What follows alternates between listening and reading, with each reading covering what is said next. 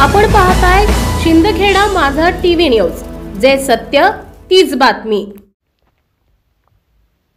शिंदखेडा तालुक्यातील वीरदेल येथून 36 वर्ष परंपरा असलेली वीरदेल ते पंढरपूरला 2 बसेस भक्त ग्रामस्थांनी मोठ्या उत्साहात भक्तिमय वातावरणात मार्गस्थ करण्यात आल्या।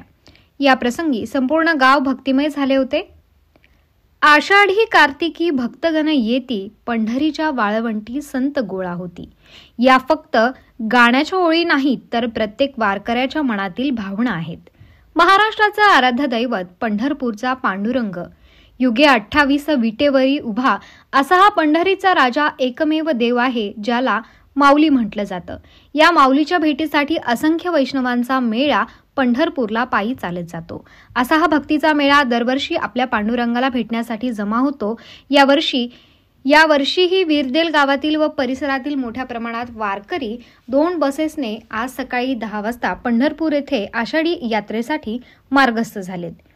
गेल्या 36 वर्षांपासून वीरदेल गावातील वारकरी जात आहेत, असे हरिभक्तपरायण दगडू सोनू शिंपी यांनी सांगितले। वीरदेल येथील विठ्ठल मंदिरापासून या एसटी बसेस निघाल्या। त्याप्रसंगी वारकऱ्यांना निरोप देण्यासाठी गावातील नागरिक मोठ्या संख्येने उपस्थित होते।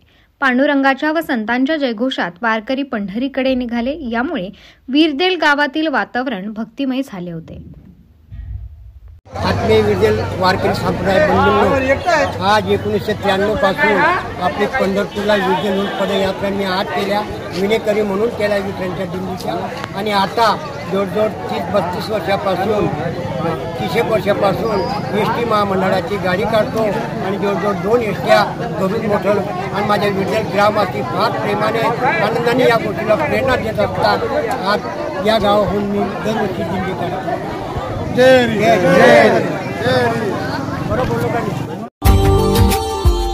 Subscribe now and press the bell icon. Never miss an update.